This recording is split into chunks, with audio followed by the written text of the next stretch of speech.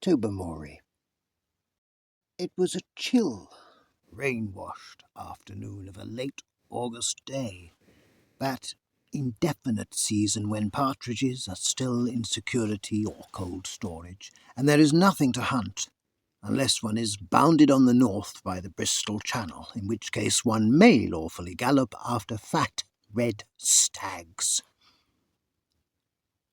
Lady Blemley's house party was not bounded on the north by the Bristol Channel, hence there was a full gathering of her guests round the tea-table on this particular afternoon. And in spite of the blankness of the season and the triteness of the occasion, there was no trace in the company of that fatigued restlessness which makes a dread of the pianola and a subdued hankering for auction bridge. The undisguised, open-mouthed attention of the entire party was fixed on the homely, negative personality of Mr. Cornelius Appin. Of all her guests, he was the one who had come to Lady Blemley with the vaguest reputation. Someone had said he was clever, and he had got his invitation in the moderate expectation on the part of his hostess that some portion at least of his cleverness would be contributed to the general entertainment. Until tea-time that day, she had been unable to discover in what direction, if any, his cleverness lay. He was neither a wit, nor a croquet champion, a hypnotic force, nor a begetter of amateur theatricals. Neither did his exterior suggest the sort of man in whom women are willing to pardon a generous measure of mental deficiency.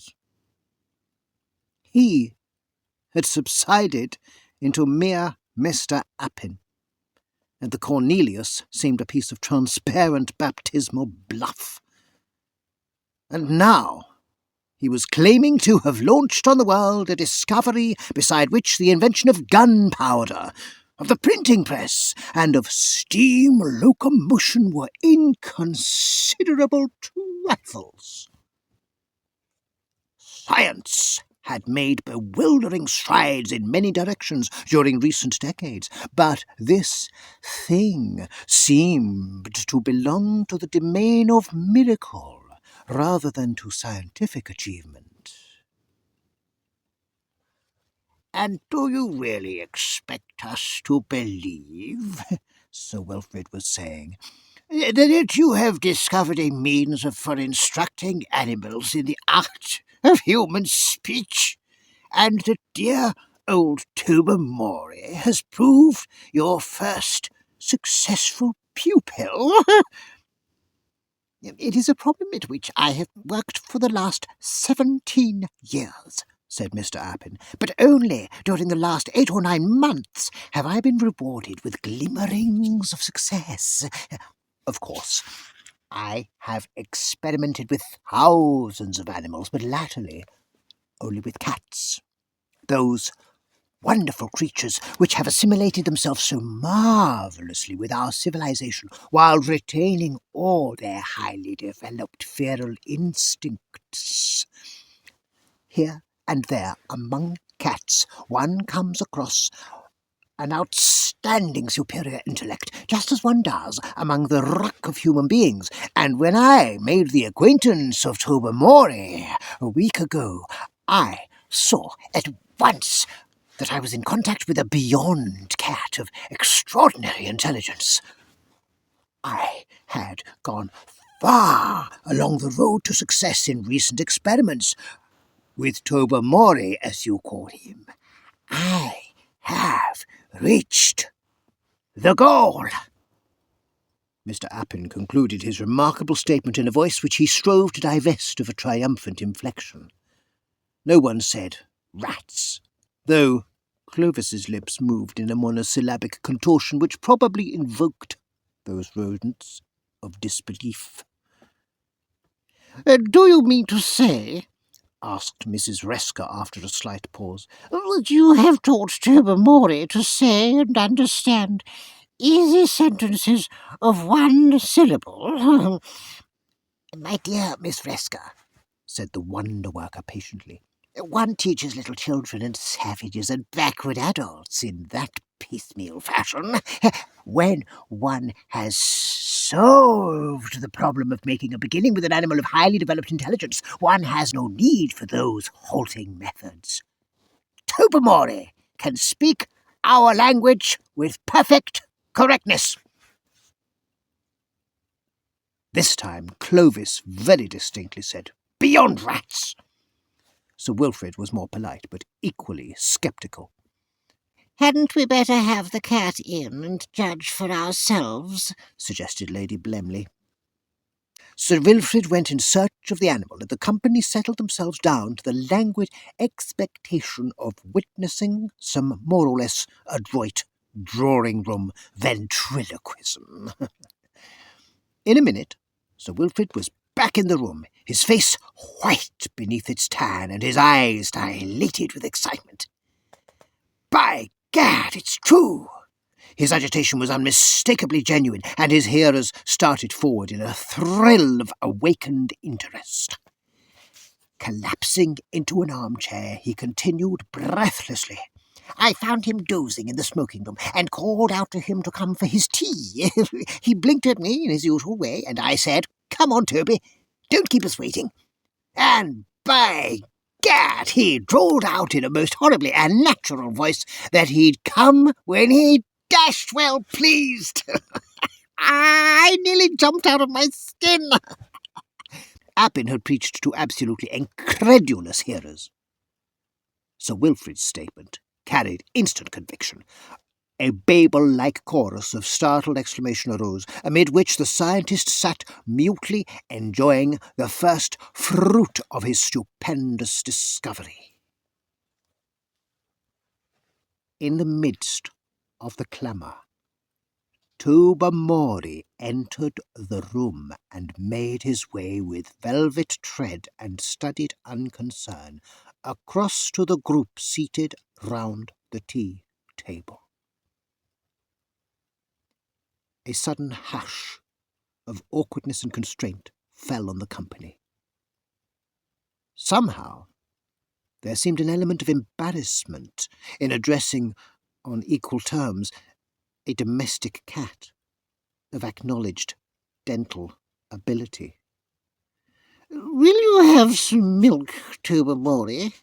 asked Lady Blemley in a rather strained voice. "I don't mind if I do," was the response, couched in a tone of even indifference.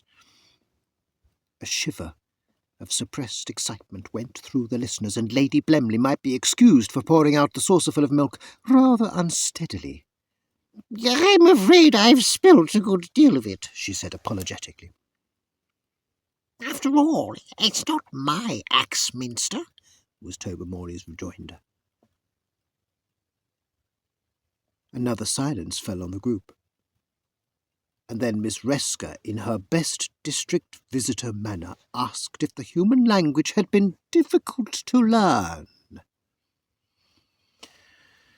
Tobermory looked squarely at her for a moment, and then fixed his gaze serenely on the middle distance.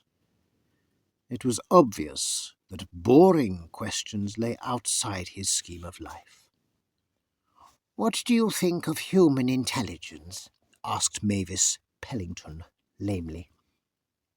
"Of whose intelligence in particular?" asked Tobermory coldly. "Oh, well, mine, for instance," said Mavis with a feeble laugh. "You put me in an embarrassing position," said Tobermory, whose tone and attitude certainly did not suggest a shred of embarrassment. "When your inclusion in this house party was suggested, Sir Wilfrid protested that you were the most brainless woman of his acquaintance, and that there was a wide distinction between hospitality and the care of the feeble-minded. Lady Blemley replied that your lack of brain power was the precise quality which had earned you your invitation, as you were the only person she could think of who might be idiotic enough to buy their old car." You know, the one they call the envy of Sisyphus, because it goes quite nicely uphill if you push it. Lady Blemley's protestations would have had greater effect if she had not casually suggested to Mavis only that morning that the car in question would be just the thing for her, down at her Devonshire home. Major Barfield plunged in heavily to effect a diversion. "How about your carryings on with the tortoise-shell puss up at the stables, eh? There." The moment he had said it, everyone realised the blunder. "One does not usually discuss these matters in public," said Tobermory frigidly. "From a slight observation of your ways since you've been in this house, I should imagine you'd find it inconvenient if I were to shift the conversation onto your own little affairs." The panic which ensued was not confined to the Major. "Would you like to go and see if Cook has got your dinner ready?" suggested Lady Blemley hurriedly, affecting to ignore the fact that it wanted at least 2 hours to Tobermory's dinner time. "Thanks," said Tobermory. "Not quite so soon after my tea. I don't want to die of indigestion." "Cats have 9 lives, you know," said Sir Wilfrid heartily. "Possibly," said Tobermory. "but only 1 liver." "Adelaide," said Mrs. Cornet, "do you mean to encourage that cat to go out and gossip about us in the servants' hall?" The panic had indeed become general. A narrow ornamental balustrade ran in front of most of the bedroom windows at the Towers, and it was recalled with dismay that this had formed a favourite promenade for Tobermory at all hours, whence he could watch the pigeons, and heaven knows what else besides. If he intended to become reminiscent in his present outspoken strain, the effect would be something more than disconcerting. Mrs. Cornet, who spent much time at her toilet table, and whose complexion was reputed to be of a nomadic though punctual disposition, looked as ill at ease as the Major. Miss Scrawen, who wrote fiercely sensuous poetry and led a blameless life, merely displayed irritation. If you are methodical and virtuous in private, you don't necessarily want everyone to know it. Bertie Fantan, who was so depraved at 17 that he had long ago given up trying to be any worse, turned a dull shade of gardenia white, but he did not commit the error of dashing out of the room like Odo Finsbury, a young gentleman who was understood to be reading for the church, and who was possibly disturbed at the thought of scandals he might hear concerning other people.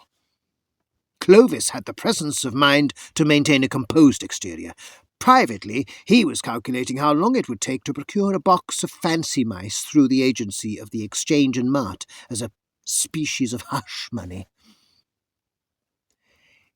Even in a delicate situation like the present, Agnes Resker could not endure to remain too long in the background.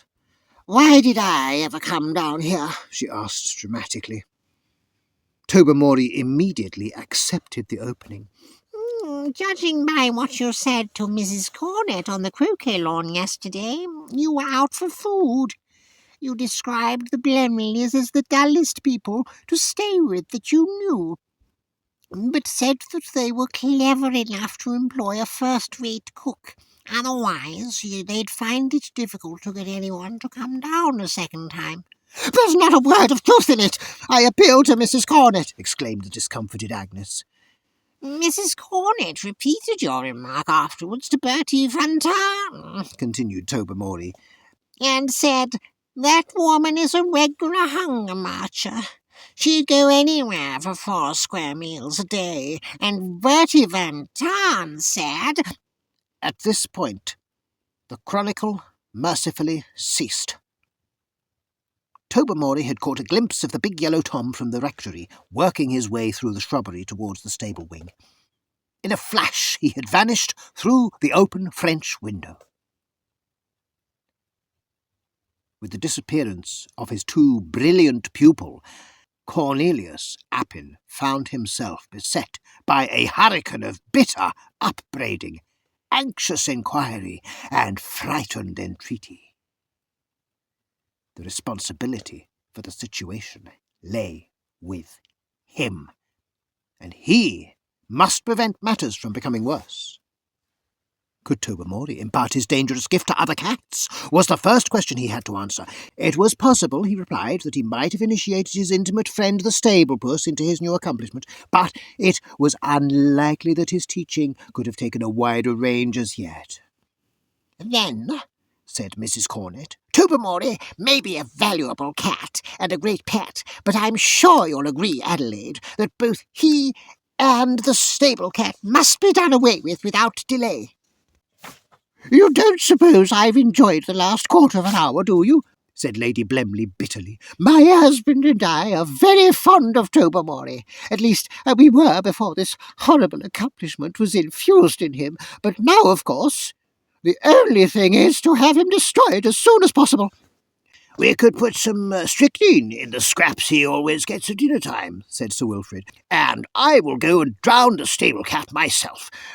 The coachman will be very sore at losing his pet, but I'll say a very catching form of mange has broken out in both cats, and we're afraid of it spreading to the kennels.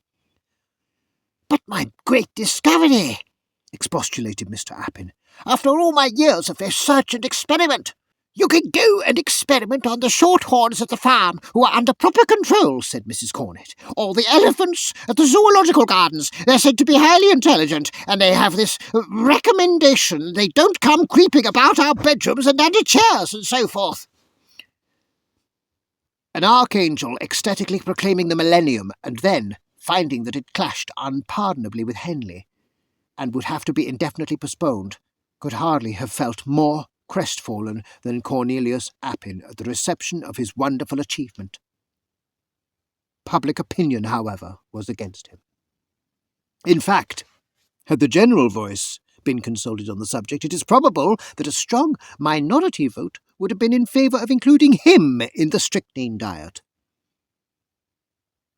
Defective train arrangements, and a nervous desire to see matters brought to a finish, prevented an immediate dispersal of the party. But dinner that evening was not a social success. Sir Wilfrid had had rather a trying time with the stable cat, and subsequently with the coachman. Agnes Resker ostentatiously limited her repast to a morsel of dry toast, which she bit as though it were a personal enemy, while Mavis Pellington maintained a vindictive silence throughout the meal. Lady Blemley kept up a flow of what she hoped was conversation, but her attention was fixed on the doorway. A plateful of carefully dosed fish scraps was in readiness on the sideboard, but sweets and savoury and dessert went their way, and no Tobermory appeared either in the dining-room or kitchen. The sepulchral dinner was cheerful compared with the subsequent vigil in the smoking-room. Eating and drinking had at least supplied a distraction and cloak to the prevailing embarrassment. Bridge was out of the question in the general tension of nerves and tempers, and after Odo Finsbury had given a lugubrious rendering of Melisande in the Wood to a frigid audience, music was tacitly avoided. At 11 the servants went to bed, announcing that the small window in the pantry had been left open as usual for Tobermory's private use. The guests read steadily through the current batch of magazines and fell back gradually on the badminton library and bound volumes of Punch. Lady Blemley made periodic visits to the pantry, returning each time with an expression of listless depression which forestalled questioning. At 2 o'clock, Clovis broke the dominating silence. "He won't turn up tonight. He's probably in the local newspaper office at the present moment dictating the first instalment of his reminiscences. Lady What's-her-name's book won't be in it. It'll be the event of the day." Having made this contribution to the general cheerfulness, Clovis went to bed. At long intervals, the various members of the house party followed his example. The servants, taking round the early tea, made a uniform announcement in reply to a uniform question. Tobermory had not returned.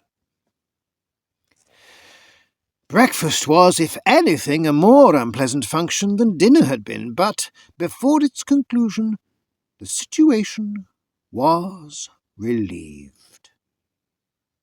Tobermory's corpse was brought in from the shrubbery, where a gardener had just discovered it. From the bites on his throat and the yellow fur which coated his claws, it was evident that he had fallen in unequal combat with the big Tom from the rectory. By midday, most of the guests had quitted the towers, and after lunch Lady Blemley had sufficiently recovered her spirits to write an extremely nasty letter to the rectory about the loss of her valuable pet. Tobermory had been Appin's one successful pupil, and he was destined to have no successor. A few weeks later, an elephant in the Dresden Zoological Garden, which had shown no previous signs of irritability, broke loose and killed an Englishman who had apparently been teasing it. The victim's name was variously reported in the papers as Oppin or Eppelin, but his front name was faithfully rendered Cornelius. "If he were trying German irregular verbs on the poor beast," said Clovis, "he deserved all he got."